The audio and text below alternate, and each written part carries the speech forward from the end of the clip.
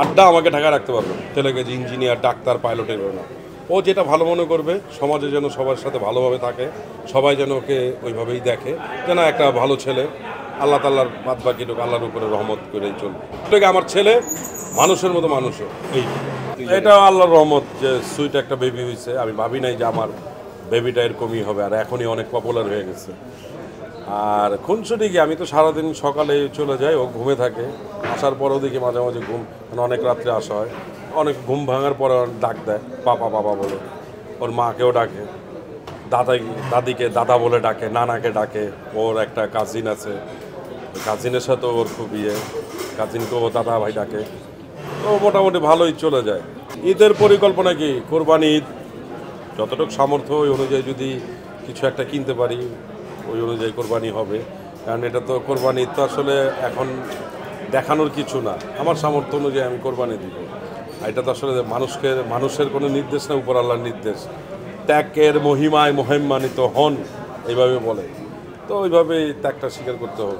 আমার লাইফে সব কিছুই, মানে আমি যে দুনিয়াতে বেঁচে আছি সুস্থভাবে, এটাই তো আমার জন্য অনেক বড় কথা, এবং এটাই আমি অনেক এনজয় করি, অনেক খুশিতেই আছি। এখনও দেরি করেই বাসায় ঢুকি, বাইরেও ঘোরাঘুরি। যদি অনেক সময় দেখা গেল বাসায় থাকলে বাচ্চাকে নিয়েই আড্ডা দিই, বাইরে আড্ডা দেওয়া হয়, 2টা-3টা পর্যন্ত আড্ডা দিই বাইরে। আড্ডা আমাকে ঢাকায় রাখতে পারবে না। ছেলে আসার পরে লাইফ চেঞ্জ হয়েছে কিনা? একটু তো চেঞ্জ হয়।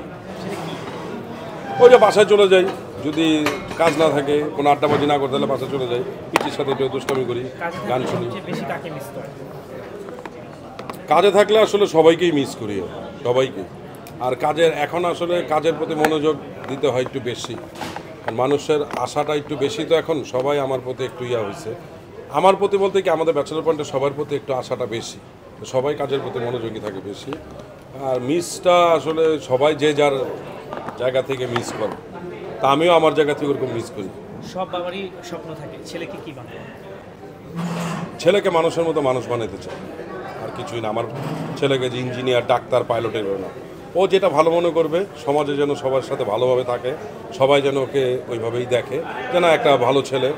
আল্লাহ তাল্লার বাদ বাকিটুকু আল্লাহর উপরে রহমত করেই চলবে। অনেক সময় বাবারা ছোটবেলা থেকেই ছেলেকে নিয়ে আসে, মানে অভিনয় নিয়ে আসে, আপনার কি সেই প্ল্যান আছে কি না? আমার এরকম কোনো প্ল্যান নেই।